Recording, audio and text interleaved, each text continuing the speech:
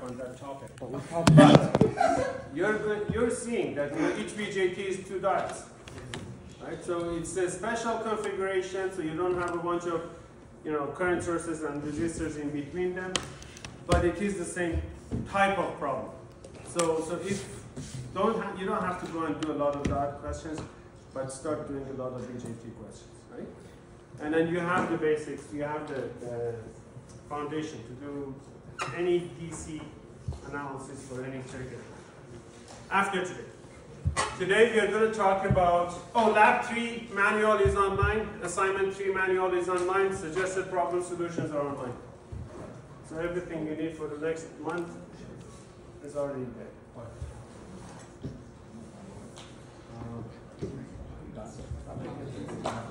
Alright, so let's go back and revisit what we have been talking about so far. Important topic, right? BJTs. We started with an NPN transistor. IV goes in. So you have 2 terminals, base, collector, emitter. IV comes out, IC goes in. Right? This was an NPN transistor. This was a special type. And we're going to talk about the other type today. And we said that internally this is made of 2 diodes.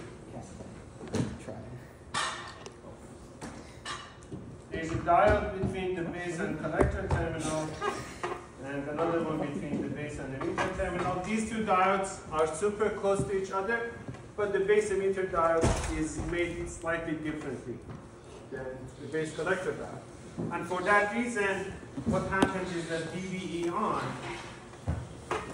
is usually about DBC on plus 0.1, 0 to maybe 0.2 volts. It's a little bit, it takes a little bit more voltage to turn the base emitter diode on, but otherwise they're very similar, and they're back to back as shown there. Then we said there are 4 operating regions. I'm going to draw that table one last time, but I'm going to make my life a little bit easier. Depending on the situation of BE diode, or actually I'm not going to call it the diode, BE junction. Then BC junction, you can have 3 useful operating regions. Active region, saturation, and cutoff, or simply off. So in active region, your BE diode is on, your BC diode is off. Off does not mean it doesn't conduct current. Off in this case means that it is reverse bias. Right? Just keep that in mind.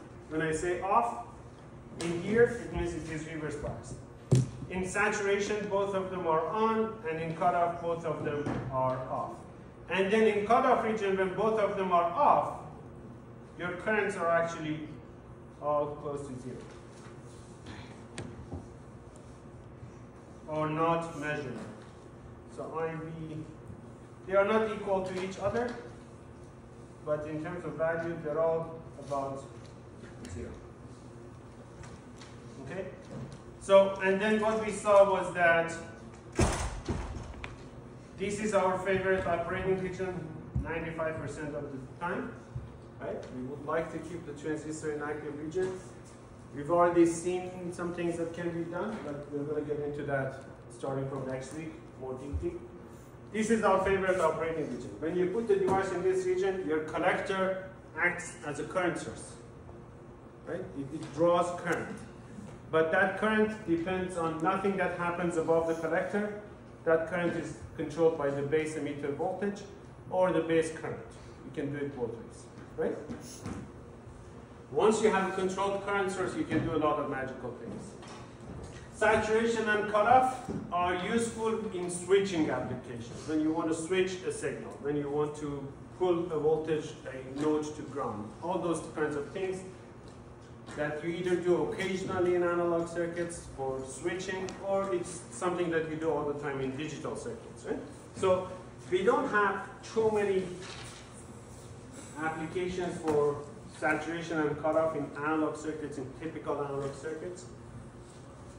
And if you want to make a switch, you're going to learn it in a few weeks. You better use a MOSFET. It's a better switch than a BJT. But in digital applications, these were the two primary operating regions. In active region, we had these relationships between device terminals and currents. So IC, this is the principal one, was IS e to the VEE over VT minus 1. And that minus 1, because our base emitter is forward biased, we already know it is in the active region, that minus 1, I usually just don't bother with, right? So you have a very large number. Similar to the diode equation, the only difference is that instead of ID being e to the VD over VT, it is IC. The current in the collector terminal is proportional to the base emitter voltage.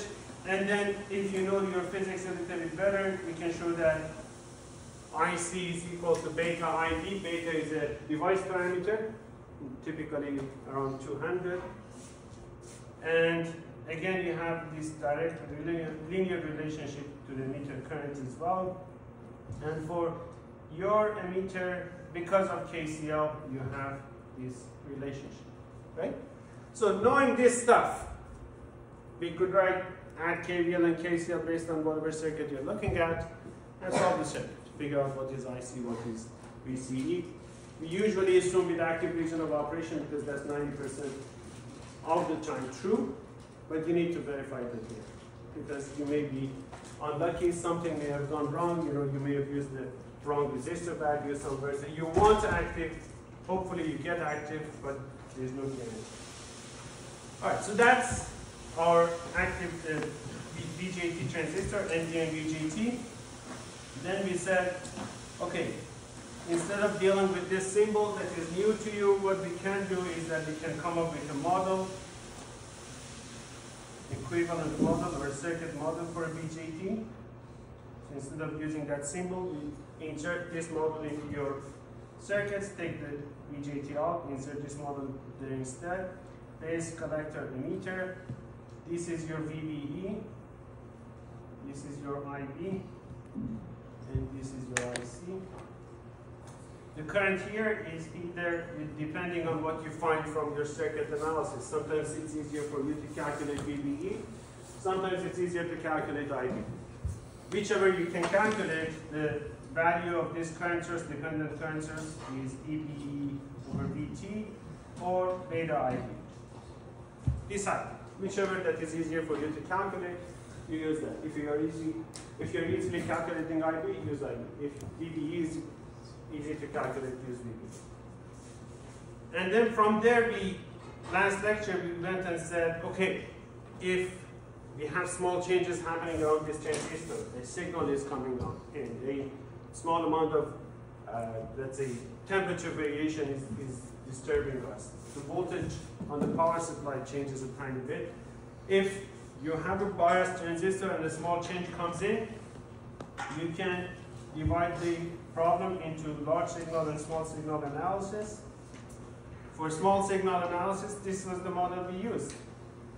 So again, this is the emitter, base, collector. But in this case, these are small signal parameters. So I'm going to write lowercase for all these variables. You had a resistor at the input, we called it R pi, right? And you had the linear current source here, GM V pi. So that's V pi across R pi. So let's just call this V pi. And this is R pi. What was R pi? GM. GM was the IC over VT. IC is your DC current source. And R pi was beta over GM. Okay? So this is what we had last lecture. From this, by looking at small variations, small changes, you replace the nonlinear diode here with the linear resistor. And this current source that, let's say, previously non-linearly depended on this voltage is now a linear current source, GMV pi. This actually you can show is still beta IB. Right? So large signal current, small signal current, you get the same value. So because V prime is IB times R pi, right? So if you plug that into here, it's GM times R pi times IB. GM R pi is beta. Okay. So that piece of it applies to both large signal and small signal. Okay. Any questions so far? Could you briefly explain why BJT is an amplifier? Because I don't understand it by looking at it. Wait until next lecture. We'll get into it. We'll get into it. So, we go through a couple of problems and the magic comes to the surface.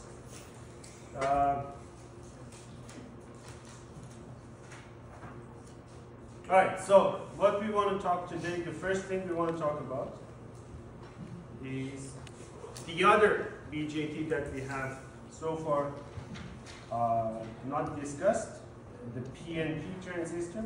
So the structure of this device is as this. We have a P region at the top, N region in between, and P region at the bottom. And emitter, as usual, is a little bit more highly doped than your collector.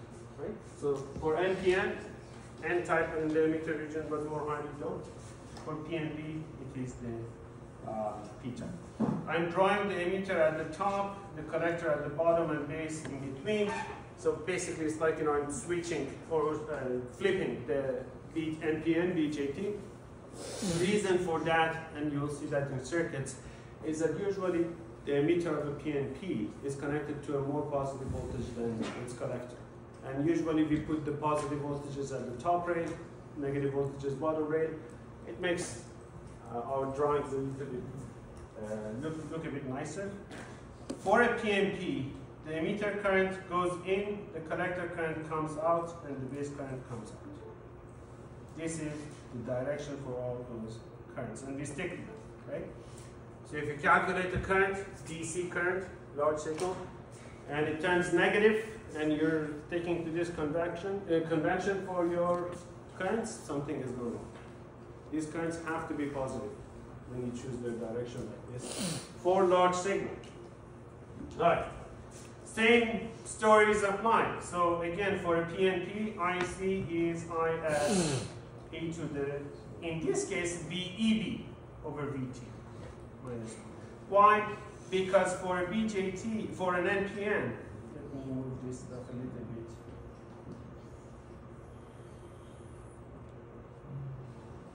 I have two junctions, two diodes.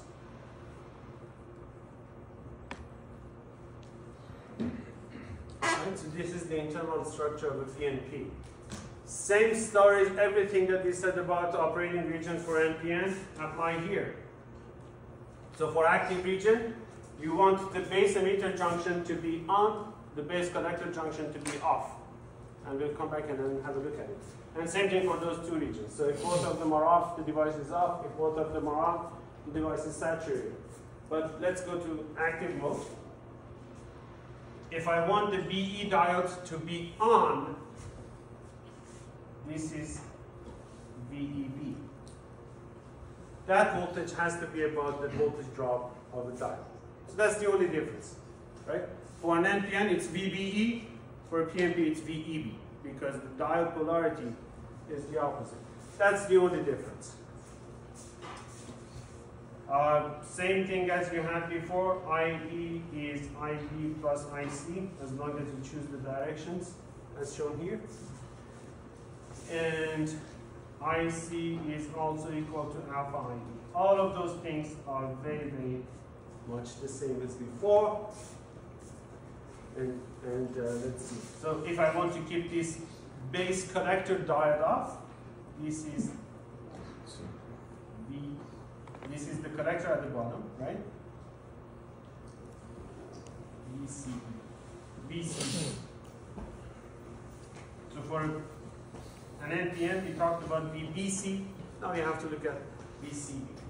If you look at your assignment, or maybe next assignment, I'm going to give you, if you have NPNs and PNPs in your circuits, I'll give you the absolute values, right? So use, let's say, positive values for your NPNs, negative values for your PNPs. We'll go through a couple of examples and we'll see how to apply this. Okay.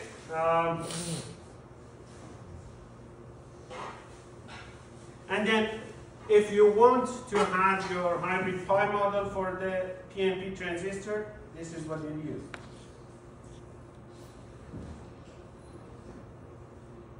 At the input, between, so this is your emitter at the top now, and ID goes in.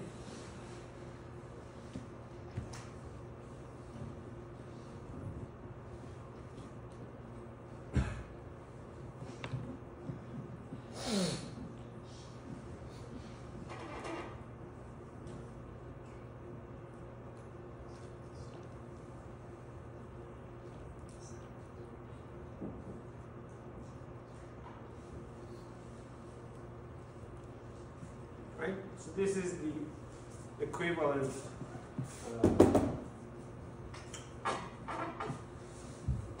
model, the pi model for your large signal operation. So for BJ, for an NPN, this was flipped. And then if you flip it, you'll notice right away that my diode is pointing the opposite way and my current source is pointing the opposite way. Right? Okay. Let's solve a circuit with a PNP image.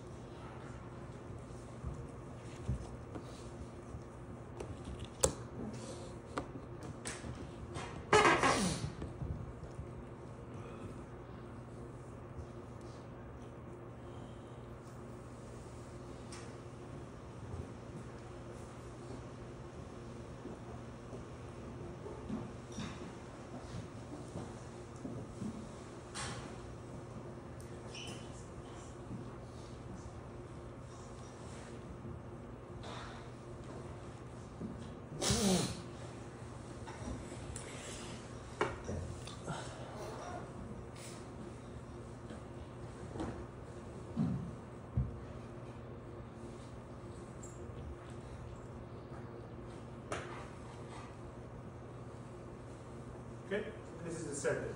We want to calculate VB such that IC is 5 milliamps.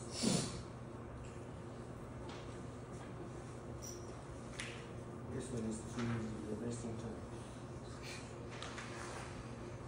I'll come up with something more interesting. Okay.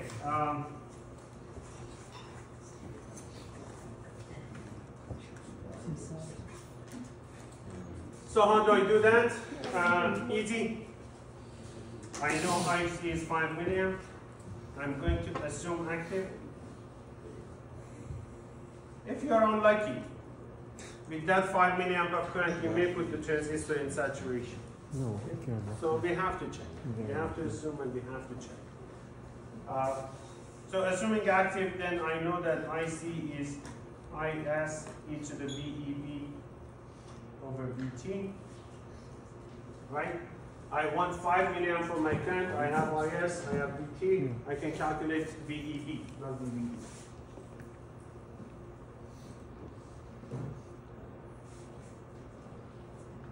Okay? So from here I can see that VEB has to be VT log of IC over IS. And by ignoring that one that I had here, I can write it in this simple format. So what was IS 1 10. So 5 milliamp.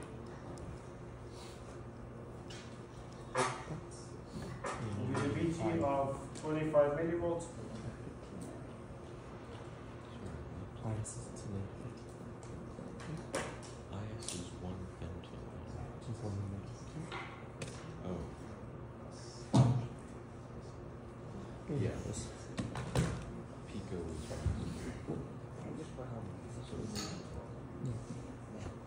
Okay? Yeah. And I'm done. Nice. I look at my base voltage, so VEB is VE minus VB. But the emitter is already connected to a fixed voltage, so that's to 2.5 minus VB is 0.73, and therefore VB is 2.5 minus 0.73.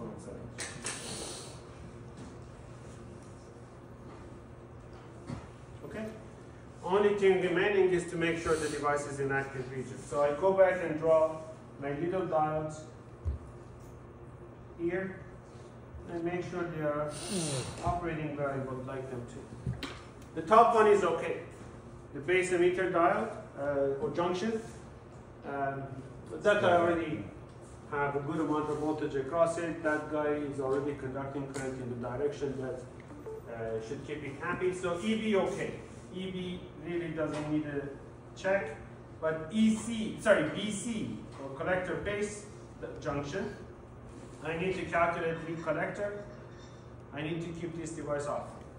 So VCB is going to be, VC is, well, remember, if this is in active region, you have a current source pushing the current down that 300 ohm resistor. So easy. 300 ohm resistor, 5 milliamps through it. I have 1.5 volts at the top of that resistor. So VCB is VC minus VE. VC is going to be 300 times 5 milliamps. And VB I already calculated. It is 1.77.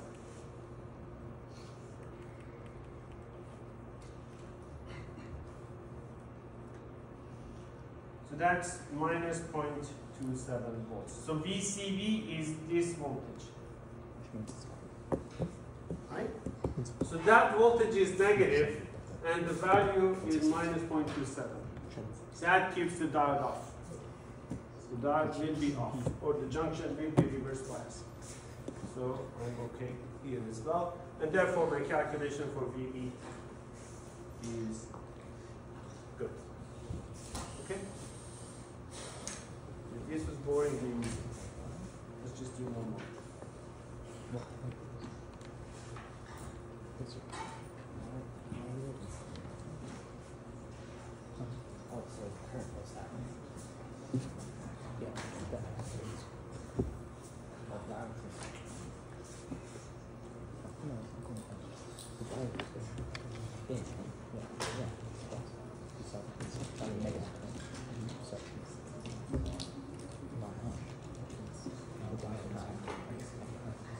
What's the diode at? Yes. Oh, that's what it's doing. Is it phone broken or something? No, the contacts are worn down. Who's that boy? Customer. What? It's that customer.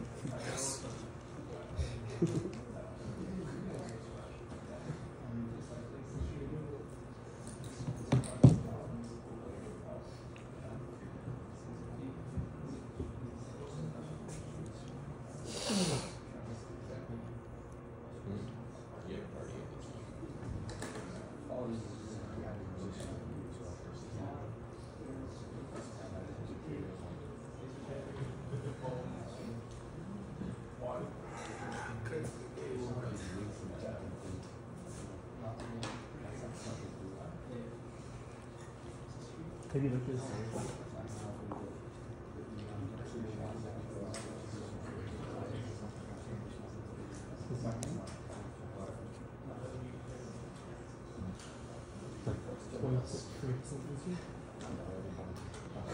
There's 4 questions instead of 6. Let's see. We each take one. We split the class into 4. What? Everyone takes one question.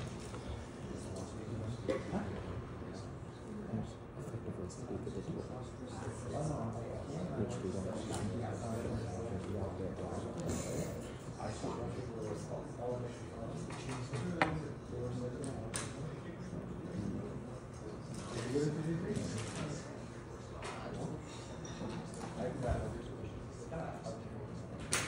Okay?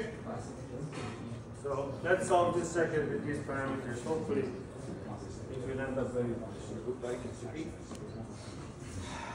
Okay, so I solved the usual way.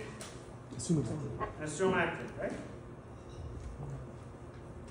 If you don't like it, assume cutoff and see if it is in that region or not. It won't.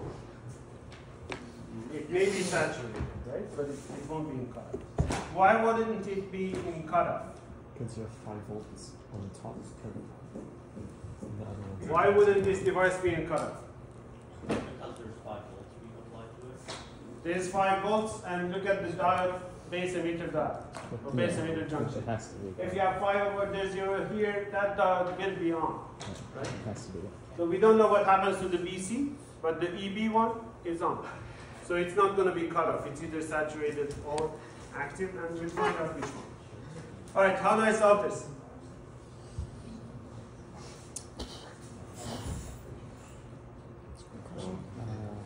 So active. So I know my device has this relationship. Why do voltage have that? You do a little nodal analysis, actually. If you want, we can draw the alternative circuit, which, you know, that prime model, let me do that. What is this? What is this?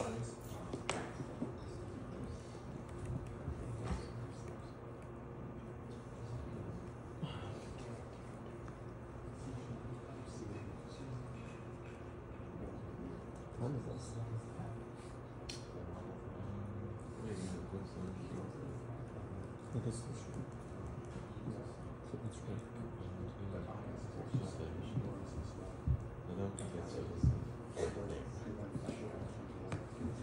It's just some bitch.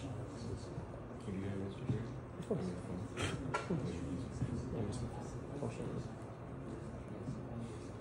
Any social media?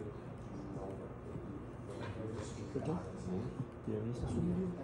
Not really. I mean, Okay, how do I solve this?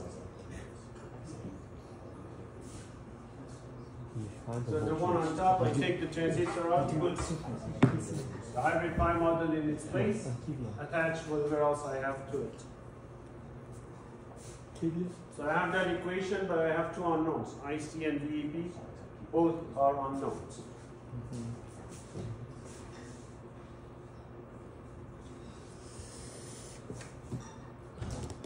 I need more equation, minimum, with these two variables. Can you KVL around the diode? Which one? VEB. Tell me, where do I start? From the 5 volt down to the ground. Yeah. Okay, so I can write a KVL then.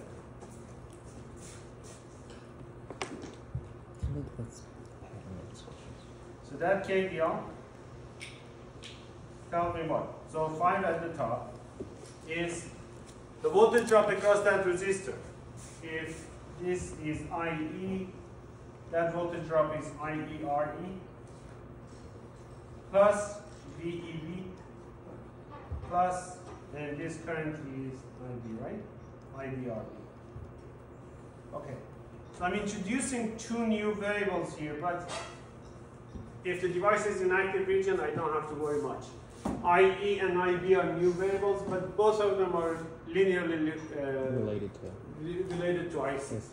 So right away I can get rid of both of them in this equation. Right? So I can write it like this. 5 will be equal to, instead of IE, I can write IC over alpha and RE plus VEB plus, and instead of IB, I can say IC over beta times RE. And remember that alpha was beta over beta plus beta. And so once you have beta, you can calculate alpha. Could you just remind me how can you use alpha and IC to substitute for the current at IE? Because for a device in active region, and we wrote it for BJT, for NPN, PNP is the same. These are the equations you have. IC is alpha IE, actually. And you can add this last one as well. And IC is equal to beta IE. NPN and PNP are the same, as long as you take care of the directions of the currents. So if you know any one of those three terminal currents and the value of beta, you can calculate the other two.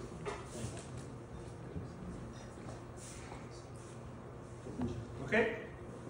So now we are the masters of this equation at this point. And so if I give this to you, you should be able to get it done in 2 iterations, maybe 3. All I have is IC times RE over alpha plus RB over beta plus VT log of IC over IS. Call this sign, I don't know, A, we call it A all the time, I don't know why. And then calculate A for different values of IC, right? You would like to start with a good value of IC. So good value of IC, let's just see if you can guess it. VT. If I ignore that current source that is sitting between my emitter and collector, Oh, plus V. right? If I ignore that, if I assume a short, it's not a short, but if I assume a short, That's right. I have 200 ohms at the top, 1K at the bottom. I can say the maximum current I could have here is 5 divided by the total resistance. It's going to be less. I know already. It's going to be less because there is a bit of voltage drop here, right? But if I ignore that, a good starting point for me would be 5 divided by 1.2K.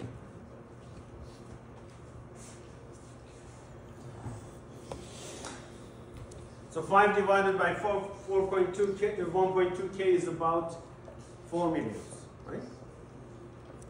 I know it's going to be less than that. So let's just guess 2 milliamps. Hold on. Let's start with that 4 milliamps. We'll get where we want to in just a couple of steps. So I see initial 4 milliamps. And then I calculate the A is going to be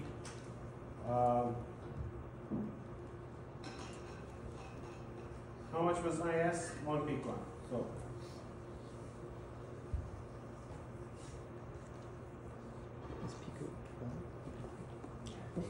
this bit is 0.553 volts, and that bit is going to be 4 milliamps times RE. Where is RE? 200 plus RB divided by beta.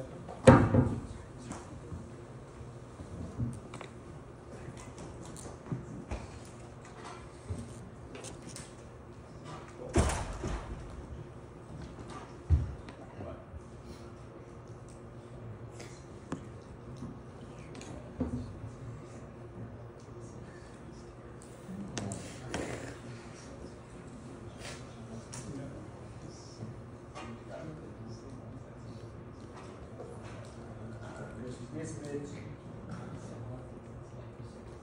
8.8 volts. So altogether, my A is going to be 9.35 volts. I'm overestimating it by quite a bit, right? So 4 milliamp was too high. I need to drop this value of A to around, how much is it, 5? I'm almost double. I'm almost double what I need to have, right? When I look at the equation, this part I know is not going to change too much. This part of the equation, I know. If I drop the current by a factor of 2, that part is not really changing that much. But if I drop the current by a factor of 2, the first part is going to be almost half, right? So maybe that's going to get me where I want to be. So let's say I see 2 milliamps. Then calculate A again.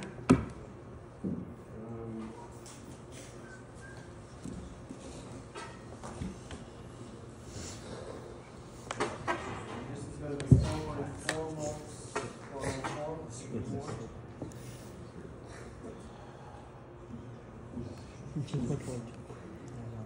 It's my hands.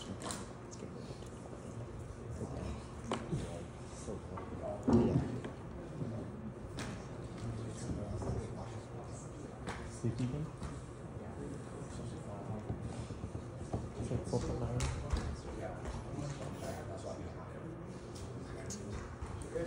Ooh. For most practical purposes, this is close enough. Right? So I'm going to stop here. You can have one more iteration where you're about how much off? Tiny a month off. I think this is good enough for most practical applications. So this is the current I'm going to use. If IC is 2 milliamp, Then I have everything I need to know in that circuit. Knowing IC, I can right away calculate VC. I can calculate VB, and I can calculate VE. How? Just do it. VC easily. This is VC. VC is IC times RC. That's easy. Because they offer systems. So much easier. So how much was it? 2 milliamp times 1K, I guess. Check if it's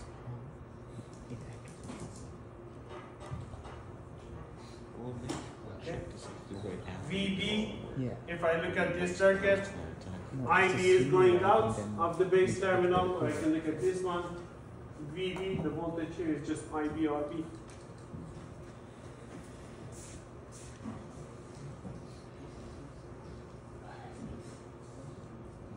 So IB is going to be IC divided by beta, so 2 milliamps divided by 100 times RB, 200 kiloohms.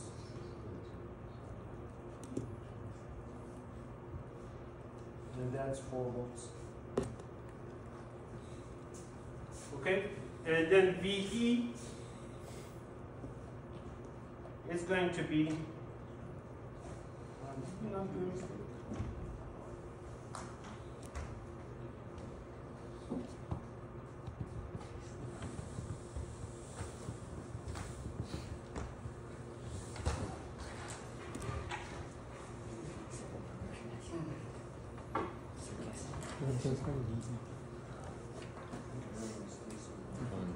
I don't know.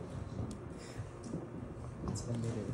Here we can use IC to find VEB. But we just kind of do that, right? Well, we find everything. Right, sure.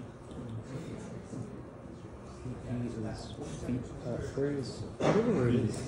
Why is it 2 million? What's DC? What's VB? Oh, I found it. That's Yeah, you- collector. I know, but Look at where? Look Yeah. at this. Look at this point. Yeah. It's just out of the. V base, That's base. V in there, and that's V collector. Okay, so you just do 5 volts minus IE. No. okay, so let's just keep going. It looks like it's already done. IE already, right? VE is going to be, if I look at this top circuit here, VE, the voltage here. I know the current through the resistor, You so know, it's IE. 1 voltage drop across that resistor below my power supply, so it's 5 minus REIE. Sorry. That guy's like. Document comment. Retract. Redact. And therefore it is 5 minus IC is 2 milliamps Yeah. divided by alpha Retract. times 200, so was it 200 ohms? Times It's the 200 ohms. wrong word. Doesn't sound Because it costs like. Oh, the V, IB is IC over an alpha equals. Over, VE is I minus I.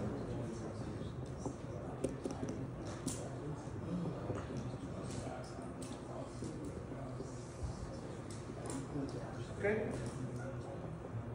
So there's a little bit of a problem here. The problem is that I calculated VEB to be 0.535. Yeah, but you have. Here I have a little bit difference. This should have been, because the base voltage is 4, this should have been 4.535. Right? Instead of 0.9, this 9 here, I should have had that one, 3.5. The difference comes from the fact that I didn't do all the integration. Right? The alternative to that is that I can say, I know the base voltage, the emitter voltage is VEB above that. So add 4, Add 4 to that. add 0.535 to 4, but then you would have a problem with your IE. Because then you can calculate IE from this expression. So you can say IE is 5 minus VE divided by RE. And because there's a little bit of difference between the actual VE and then what you assume, you're going to get the IE that is larger than IC over alpha, right? So be mindful of that. But other than that, this is good enough. We are close enough to the actual numbers, but yeah, I'm going to write it in 4.535 is acceptable. But then you need to calculate IE. Anyway, yep. Will that affect any of your analysis of the circuit in terms of like what regions things are in and? If you are unlucky. Okay. If the circuit is designed to be at the edge, Got it. then a little So bit a of little error bit, will push sure. it in this way or the other way. But you shouldn't design like that. Okay. And the problems, I'll try to make sure that it's not so close to the edge. But anyway, so if you look at it, in reality, it is 4.5 volts here, 4.5 volts here. The difference is less than 1 volt. Okay, so we have everything we need. We need to verify active region. Right?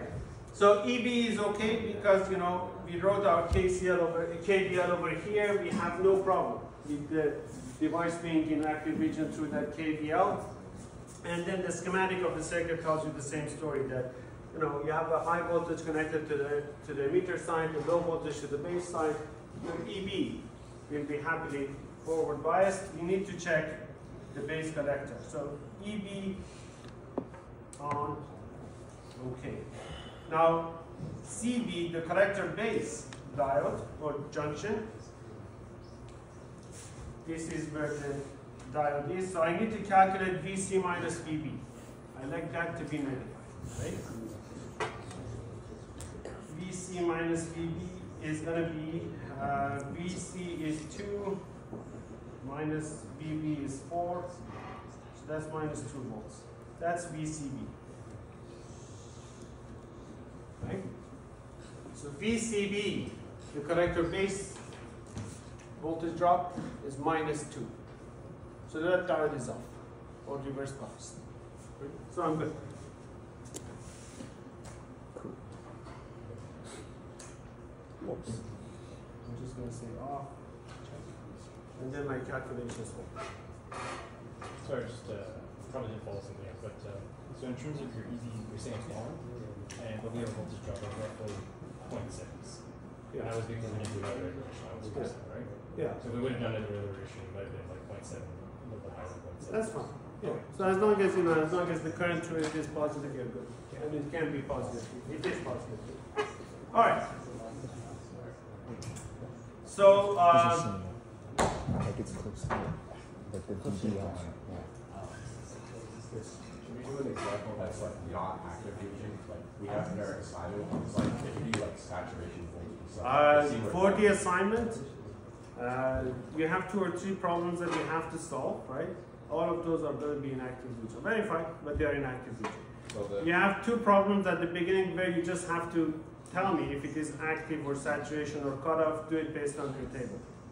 okay. Right? You don't need to Just do verify the anything. diodes. If VBC is positive and VBE is positive for a, let's say, NPN, it's saturation. You can do it based on that table. I'm not asking you to calculate currents or voltages when the devices are not in Was that active. for the last question of the assignment we gave, like the saturation? Yeah. So it's redundant, right? Yeah. Oh yeah, so you don't need, it's a spec I give you, you don't need to use it. Or I can also tell you that the junction capacitance for collector basis is, but you don't use it. Because I think the question before is we have to determine the regions for like the negative, positive. Oh, that's a good question actually. I mean the question I gave you, not you. Okay, I'll give you a little bit of a hint, a little bit of a help with that question. In that question, the transistor you see will never be in active region, in saturation region. So it's It can only be in cutoff or active. And the reason for that, I give you the reason too. The reason for that is that in that circuit, the collector voltage is always either equal or larger than base, because of the way it is connected. So the collector voltage is always a little bit higher than base, therefore that diode is always off. So your device could only be in cutoff or active regions. And cutoff is easy, all the currents are zero. So no problem there. Active, you already know how to solve. Okay. But they can't take one, right? Okay, time is up. I wanted to show you the small signal model of PNP as well. Good news, it's exactly the same as NPN. I'll go over it on Tuesday, but there's really nothing much left in terms of large signal and small signal models for BJT circuits. You should be able to solve any BJT circuit at DC that I throw at you. On Tuesday, I'm going to make your life a little bit easier and show you that we can use the constant voltage drop for BJTs as well. Just assume a constant VBE or VDB and solve the circuit instead of these nonlinear things. And that's going to be in your next assignment. I'm actually asking you to solve all of them using this other method.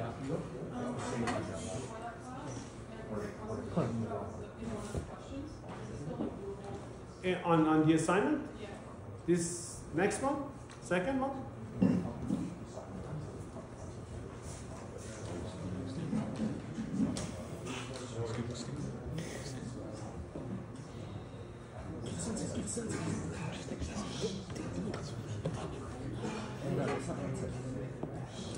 Oh. No, it's just this one. This isn't the answer. Yeah, Almost, it's you not. almost stopped. What is that? Okay, so it looks like there was one person who attempted to solve it. The other guys, all of the rest who are asking for extensions, you haven't even started. Yeah. So, Yeah. you don't deserve an extension. Oh. Come on. What do you say? So you don't deserve an extension. That's start. Ain't that true? That's true. That's actually definitely true. He's out for that. That's we just do nothing. Okay, since you guys haven't started yet, We have started. yeah, but then this question is going to be ruined. Oh, what? Have not started yet. You could just do the not the last one. Let's not do it. Please. See, the issue is that if I teach, or if we go over this VBE, using constant voltage drop model to solve circuits on Tuesday, then you have two big problems left on that assignment. So if you extend it until, I don't know, Wednesday or Thursday, you still have to put in a lot of work. What's your suggestions? Move some questions. Tuesday night. Tuesday night. You could give us 3 marks. I could, but I won't. How about just extending it to the Tuesday night instead of? No, Tuesday night is too little time. Because you're Okay. leaving the room at 4:30. Wednesday night. So what I'll do is this. I'll give you, so for question 3, assume IS is 1 femton. Just write it down now. I'm going to fix this and put it online. But assume IS is 1 femton, right? And that way you can solve question 3. You have everything you need for question 3. So assume IS is 1 femton and solve it. For this one, I'm going to change the due date to, I don't know, Thursday or Wednesday or something. Just for that question? Yeah, so this one I'll tell you how to solve it on Tuesday, and then you have 1 day or 2 days to solve just this one, right? So just take care of this one with IS equals 1 femton. You can do it by Tuesday. And you have one problem left, and I'll give you a couple of days of extension on that. When is our next quiz? Friday. It's Friday, yeah, so I definitely want to. So we'll make the due date for this, let's say Thursday morning, and by the afternoon I'll give you the solutions. Okay, so that you have them before the. So are we still supposed to use constant voltage model for question 3? No, question 3, Just then, yeah. he's giving us IS. Ignore this value, ignore the value given, just assume IS is 1 femton. For quiz 2, that's just covering up to the end of Tuesday's class, right? This coming Tuesday's class. Chapter 4. Yes. Chapter 4. Right? So it's basically by chapters. Chapter 4, I think the end of it is here. Okay, so let me make a note of this for myself.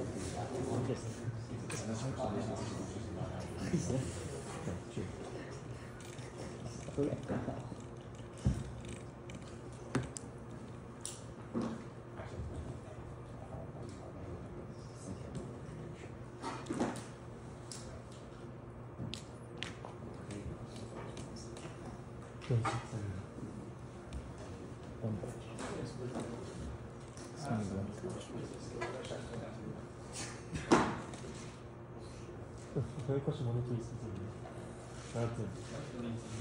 I'll update this file and put it online so that you're all on the same page, but thank you.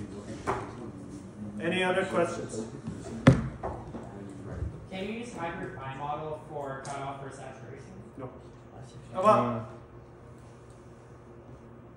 No. No. Because in saturation you don't have a current source anymore, right? In cutoff you can say the current source is zero and make your life difficult, but don't. If you go actually scroll up to the assignment, or well, you had something already. I just had a question about what VB, VE, and VC, where they actually are on a graph or on the chart. So if you go up to like question 2, for example, like you see in the previous example we just did, VB is kind of like So in this case, whatever that is on the figure. So because VB is a weird one, because sometimes it's V bias that we write it as VB, sometimes it's the base collector that we write it as VB. But in here, VB is VB. So it is on the figure. But it's not always like that. You just have to look at where it is, like on the question. If I don't have it as a labeled node, Assume it's VB like means it's the base collector. Yeah, no, if I don't have a labeled node in my diagram, right? VB is base voltage, VC is collector voltage, VE is emitter voltage. But if I have a labeled node, VB is that voltage. Okay, any other questions? I don't know. So next week we have a lab. I'd like to go through that lab manual quickly as well. But yeah, that's going to be the tutorial. I'm not teaching anything from now on. Right? So for the rest of the day. Okay. I'm just handing out quizzes. Yeah, let's see if that quiz is better than my first quiz. The quiz 0 got. Quiz 0 got 0. So lab 2. Oh. We are going to learn about BJTs. We're going to use 2 NPNs in this lab. Next lab is about BJT amplifiers. We'll use both NPNs and PNPs. If you ask me, this circuit still has 1 extra wire. You can probably get rid of those wires. So I was in the lab the other week for the first lab, and you guys are using too many wires. Oh, damn. First of all, minimum number of wires, and if you're using a piece of wire, it has to be the shortest possible. Right? True. So if you can, and then all the components you're using in the lab, they come with leads that are like 3 centimeters long. Yeah. Use those leads to make the connections. Right? So stretch the resistor. Because these components, most of them we just throw out at the end anyway, right? So it isn't really. Oh, I was working with he was like, just rebuild and put wires up there. And that's what he did. I know more. You don't, so it depends on what you're doing. So 220 is the circuits, I guess, right? Yeah. Okay. So in circuits, you don't have active elements. 250. You don't have active elements. When you don't have active elements, all the noise in the environment, it may show up in your circuit, but it will always be attenuated. When you have active elements like transistors there, the noise can be amplified. So You that's want to why. avoid that. And what captures the noise, what couples the noise to your circuit is long Yeah, process. like So when you make a PCB, you make everything as tight and compact as possible. You can probably even put it inside the box to shield it from the environment. Circuits, you have resistors, capacitors.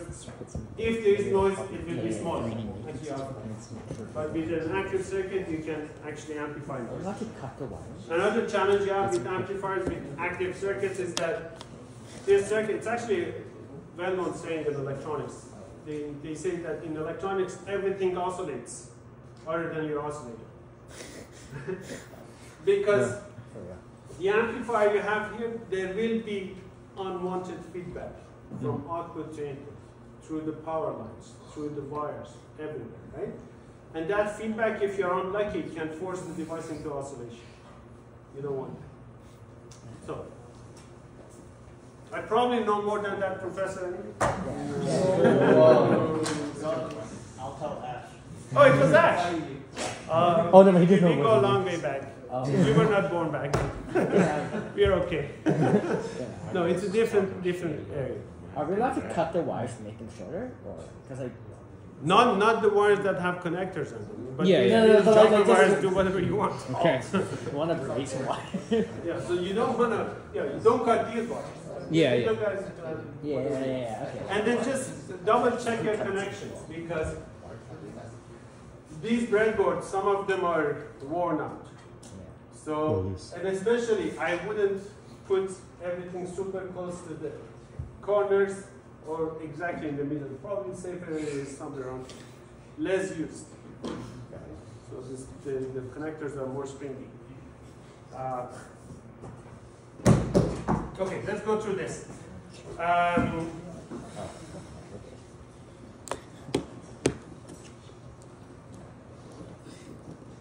So first part of the question is about you reading data sheets.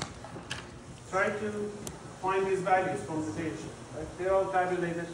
Usually first and second page of the data sheet has all the stuff in it. Then we are going to use this circuit. We have already solved this multiple times or something similar to this. Okay. Yeah. What is IC, what is IB in that circuit? Yeah.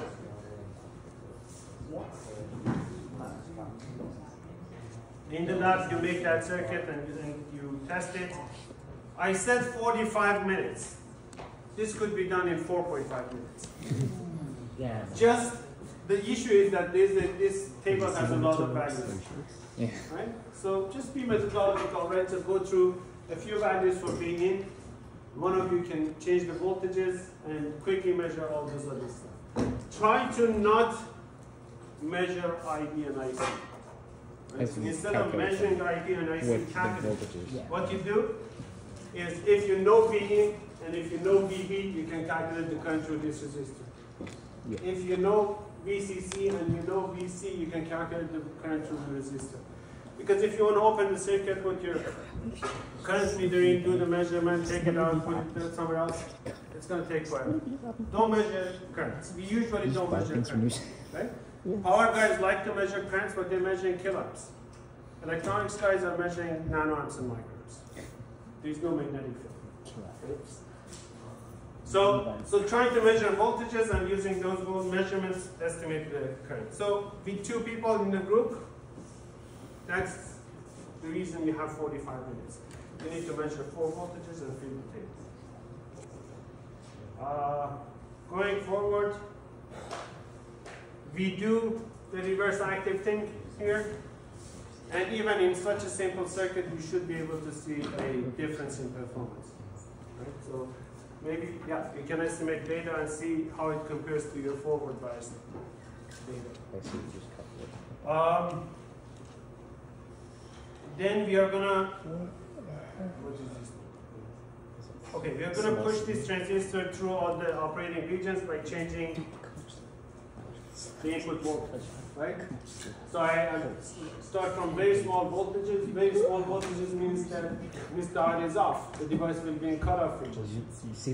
Then add voltage here, slowly, slowly, slowly. I turn this guy off. The top one is still off because if this is off and this is off, there is 0 current. The voltage at the collector is about 5 volts, or whatever VCC is. As I increase the voltage, at some point this diode turns on, and then I start to draw a little bit of current into the collector. The voltage of the collector will start to drop. How far? Until this diode also turns on, and then it becomes more or less stable. So you see a transition curve like a characteristic curve like that. And who wanted to see an amplifier? Somebody asked about an amplifier. Well, I want to see it. That's your amplifier. So if you do it right, what is VCC here? Something, let's say 10 volts. We can get more or less about 40 times your VCC gain out of this.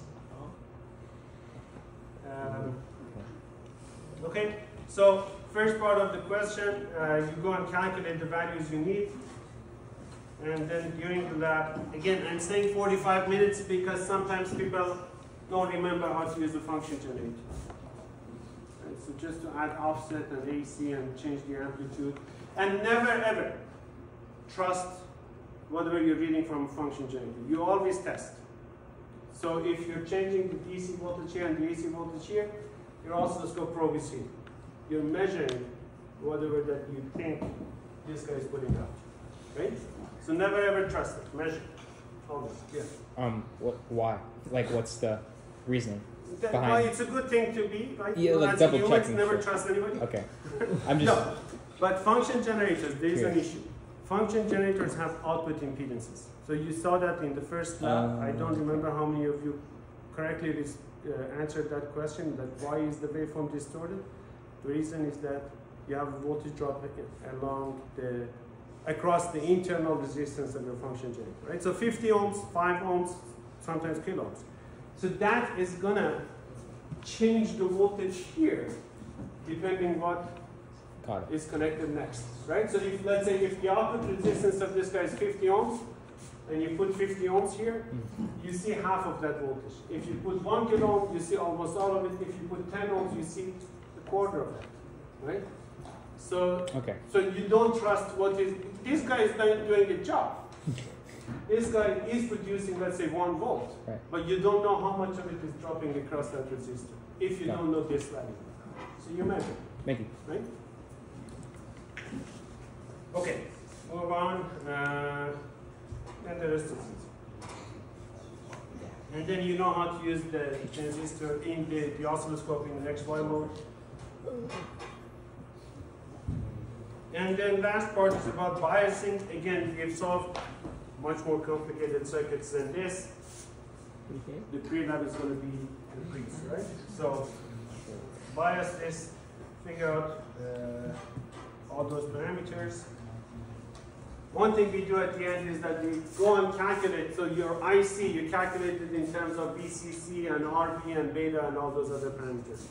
We calculate the sensitivity of IC to variations in each one of those, right? And that's easy, you take the derivative. So once you have, let's say, IC is equal to something.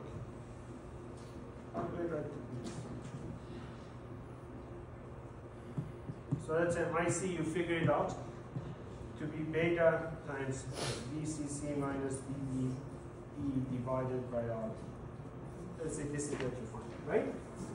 Now, if I want to see what is the sensitivity of this current to beta, I look at DIC over the beta. I calculate that. So it's VCC over RB, right? If VB is small, but or VCC minus VB over RB. If I want to see what it is to, let's say, temperature dependence, and I know my VBE is the only temperature dependent parameter, I can again calculate it. All those things, right? So for the lab, you draw the expression, you calculate the expression, and then calculate the sensitivities. That's, again, not a big deal. Because you have values, you can actually have numbers at the end. And this is 60 minutes because you like to spend time in the lab. You can probably finish it a bit more quickly, but the last part, yeah, there is a few sections that we need to go through. And that's that. Okay? All right, so let's take a break. And you can collect your quiz papers, and then I'll